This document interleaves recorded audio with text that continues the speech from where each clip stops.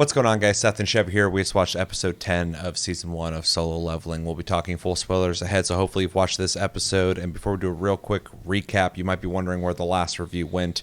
I also had the exact same thought myself. There's been 3 instances now on this YouTube channel where I've uploaded things and things have disappeared. I think I'm narrowing down what the issue is. I typically will upload both of our reviews at the same time. I think YouTube is prioritizing one and getting rid of the other one, and in the most recent case uploaded the same file of the 2 files I had up twice somehow, and I had to get rid of it. So I'm going to start uploading them individually to see if that'll fix the problem. It should fix the problem. I've been uploading a lot of videos for many years over on TLG, link down below, and have not had this issue. So it's been a pretty weird thing to experience. So if you're wondering where the review's at, sadly it doesn't exist anymore, because I thought it had uploaded, and that's annoying for me because we did it, I edited it, I uploaded it, and it doesn't exist. So I'll try to make sure that doesn't happen again, because it's frustrating for me to see these episodes just not exist. But if you're wondering where the last one was at, that's what's I think that's what happened. So yeah, but overall, I think we liked the episode. That one was more of a bridge type episode, right? That was in between the Kang one where he killed that dude. So I think there wasn't a whole lot to talk about possibly there, but it was good. We liked it. So yeah, I it's hard to remember, but I think it was mostly like some story beats, which I believe we commented was something we kind of needed, because it was like setting up stuff. Yeah, because that was like the one thing the show didn't really have going for it yet. Which this episode feels like the ball has started to roll. So, real quick recap. Basically, we find out in the beginning of the episode that the dude from the government basically tells Jinwoo that that guy's brother, who he had killed in the dungeon a while back, is likely coming after him, and that he should basically take himself and his family in and leave the country. And also, that guy's brother is an S rank, so that's some information, how we can kind of gauge how powerful this dude is. Yeah, and also said that basically S ranks are above the law. So yeah, well, if they're so powerful, I don't know how you'd stop them anyway, unless you had more S ranks. So it is kind of interesting. So yeah, now we do know that this dude's really powerful. Although in this episode, Jinwoo seems to have gotten to the point somewhere between B and A, so he's on his way up too. With that said, Jinwoo and Jinho, the rich kid, pretty much start their endeavor on building towards a guild. They get their group together. It's a bunch of rank E's, drunks, people just kind of hanging out. One girl from high school who's young, and they're pretty much getting paid to hang out while Jinwoo and Jinho go in and clear the dungeons out. Jinwoo's doing all the killing, Jinho's doing all the mining. We get a montage of that. Jinwoo's just murdering the shit out of everything. He uses the stealth ability that he got from Kang, which allows him to basically be invisible and take people out. And it's very useful for him. And yeah, they keep doing this. They keep hopping around. They're trying to do like 3 C rank dungeons a day with their team. And yeah, a guy from the White Tiger Guild kind of catches on to some crazy spending that's happening with these guys, and starts suspecting that there's something kind of odd about it. He has a sense because Jinwoo has been involved with like 3 different situations that have happened that seem kind of odd to him. So he starts investigating. He starts suspecting that Jinwoo is more powerful than he says he is, and because obviously he's rank E, starts assuming he's a reawakened, and goes in and investigates, and eventually kind of sets up a meeting with Jinwoo where they try and snipe him. Basically, he's trying to get him over to the White Tiger Guild. Says he'll pay double what Jinho's paying him, without actually knowing what Jinho has basically said he will give Jinwoo. And finds out, I forgot what the exact number was, but it was a lot, because it was the worth of a building. 30 yeah. mil. Okay, so you remember. And the guy says that that's basically over his pay grade. He'd have to talk to somebody else. And Jinwoo goes invisible, basically kind of threatens him by saying, who knows about what you suspect of me, and if you guys can keep your mouth shut, then that'll be fine. The guy obviously takes the threat pretty serious because he is like, I don't want to die. So he knows, something bad will happen to him. Jinwoo even cuts his cheek. And Jinwoo ends up convincing him to buy, what was it, three of their dungeons that they weren't going to do anyway. And he ends up buying them. It ends up not being in his favor, though. What was the... He sold them for a total of 600 million, I believe. Yeah, which is way over the price or whatever, what they're worth. So it benefited Jinwoo and Jinho, which is great for them. And now we have another element of somebody else knows about basically Peter Parker. And is going to keep their mouth shut, but kind of interesting because they're part of a different guild. And at one point when Jinwoo was grinding basically through that montage, he was leveling constantly, and he ended up unlocking a basically side quest. He hit the right level where he's able to do a class change, which is pretty familiar for anybody who plays, any kind of MMO or RPG where there is a part where there's a job change basically, and he sets off for that to find out what that is. Yeah, that's that in a nutshell. What we think? It was a pretty good episode. I enjoyed the different little bits we got. The end of the conversation basically with the B rank healer in the beginning. Mm-hmm. Though I'm curious if that's actually the end of it or not. But she's supposedly retiring, so it's kind of not the direction I thought that was going. I really thought that was just going to end up being this like romance plot thing that was about to she could happen. come back. True.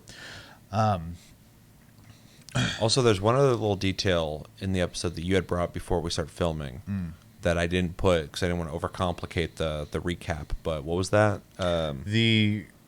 I can't remember what guild it is, but the dude in red with the glasses, he has a nightmare about the time from the first episode where they went to the island that was full of all the bugs and stuff. Juju Island, where the fuck it's called? Yeah, that was a failure, and apparently they're going back. Yeah. So another little tidbit of, where things could go, basically. Yeah. I did think it was kind of funny that their little crew they made, even like Jinwoo was like, it's like, what the hell is this? Like, because they're just like basically a bunch of like disabled people and like alcoholics, and then a drunks, kid. Yeah. So yeah, it's not the best crew ever. Yeah. But they're down to do what they need them to do. So I guess in that way they're pretty good. Yeah, I don't know what a million is in their world, but they're basically making crazy. It was like 3 million per dungeon, so 9 million. 9 million a day to just hang out and have a picnic, basically. Yeah. Pretty easy work, I'd say. Boring, but easy. Yeah, that one guy even offered to drive because he's just like, I'm kind of bored. Yeah, just give me something to do, please. Yeah. I liked also that we got some new skills. Obviously, he went ahead and he learned the stealth skill, and then he also unlocked a dagger skill where it looks like he throws like 3 daggers at once or something like that. Yeah. What am I missing here? The politics of like the guilds and stuff, which is honestly playing a larger part of the show than I was expecting it to. Yeah. It's kind of interesting seeing like the inner workings and stuff, and how they have like scouts the same way you would see like sales representatives for companies or like sports scouts and stuff like that. Obviously, they want their company or their guild to be the best, and so they have these people who, and this guy is very excited about his job. You could tell he's like thrives stoked on it. Well, even they call it scouting, so it's like, you said, kind of like a sports team, or like you're looking for the next big band back in the day when it wasn't on the internet. Yeah. Like you're out there just finding these people. So Right. And so like, he sees that because they use sea dungeons to train people. We kind of loosely find out, and all of them are gone all of a sudden because this rich kid is just sloppy. Yeah. No one in their group is like thinking about the consequences of their actions, which keeps coming up. And I was actually wondering for someone to catch on to the fact that Jinwoo was just keeps surviving all these stupid situations, and the scout was just like, "How's this E rank still alive?" Basically, he's got to be reawakened. And then like this guy he's with is just spending stupid amounts of money on these dungeons, like. It's too suspicious, and so like it was nice to see someone who's not an idiot, basically. Though he is very hasty and got scammed, but Yeah. he at least can like read between the lines better than like the government people could. They're convinced he's E rank still. So, and then yeah, I'm looking forward to seeing where basically all these little plot points lead to what lots of drama points basically to hit and see. I think the leveling aspect is honestly taking a backseat to the drama part of the show, which I'm totally fine with, to be honest. Yeah.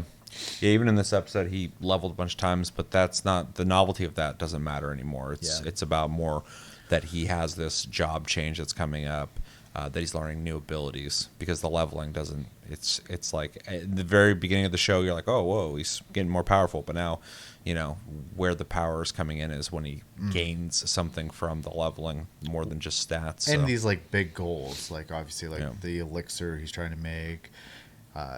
Got to survive an S rank coming after him. Help his pseudo friend / business partner in creating a new guild, which is like almost impossible task. So like there's these like big goals too, which is kind of nice. So yeah.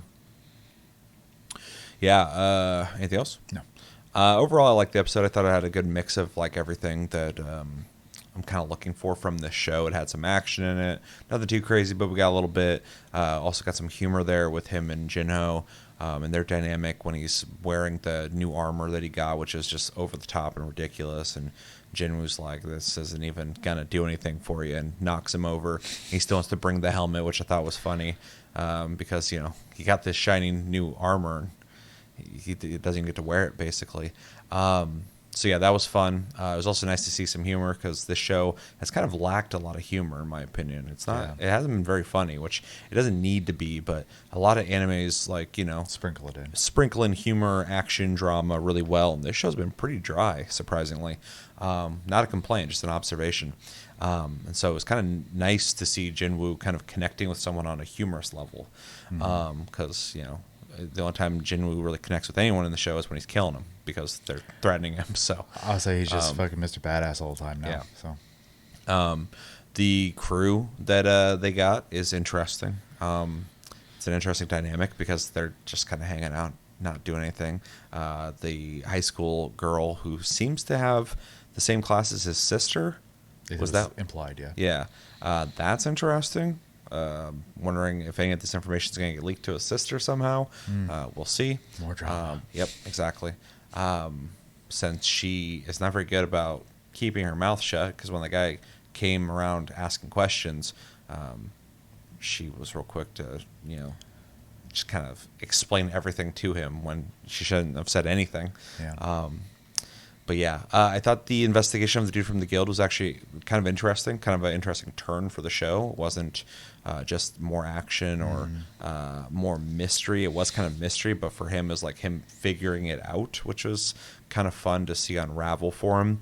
And even though he was correct in figuring it out. He's pretty much on the head. He still got because he's not solo leveling like fucking Jinwoo, so Jinwoo's increasing his stats and intellect and all that stuff, so I'm sure that came into play when he outmaneuvered him business wise, which was interesting. I also thought it was kind of on brand. Jinwoo's kind of a like, you can tell this story comes from South Korea because like Jinwoo's just like ready to kill people, which is really interesting. He even went invisible and basically cut the dude's face, and then gave him like a health potion afterwards, which was kind of weird. But it's like a torture person keeping the person healthy. Yeah, it was just a really interesting conversation for them to have. So definitely entertaining, and a cool mix. Also, getting a little more info on the brother being S rank coming for him. It definitely seems like it's gonna be a bigger plot point once that happens. A lot of build up to that. But by the time this guy shows up, Jinwoo will be fucking like triple S rank, so it won't even matter.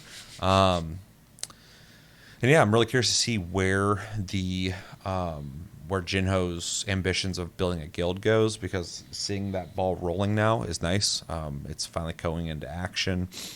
Also, Jinwoo bringing up the dungeon, if he's ready to do it now or not, is also interesting, because it's another step towards one of the goals of the show.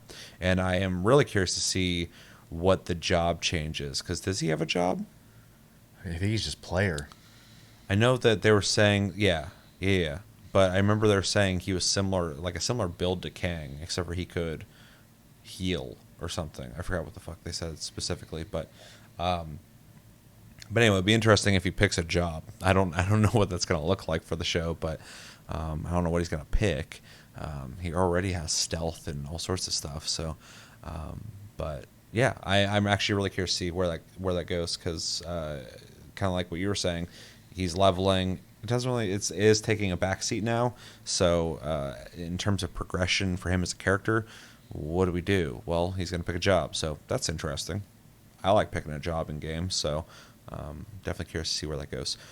But overall, I thought it was an entertaining episode. I liked it, and I'm definitely looking forward to the next episode, because it has a lot of things happening now that I want to see the conclusion, or at least see where it goes. Yeah, definitely. So the story's getting more interesting, which is nice to say. It's not just dwelling on the going in dungeons and running into assholes that you gotta just murk and get the hell out of there. So, although I'm sure we'll see more of that, but yeah, True. Good episode. Anything else? No, I think that's it. All right, let us know in the comments what you guys think of episode 10 of Solo Leveling. What were some of your favorite parts? Maybe there's something that happened in the episode that we missed that you want to talk about. Let us know in the comments. Are you looking forward to the next episode? What do you think is going to happen? Unless you do know, please don't tell us, because we want to go in blind. And yeah, stay tuned. We will have a review for Delicious in Dungeon episode 11 soon. And yeah, until then, I've been Seth, this has been Chevy, and we will talk to you guys later.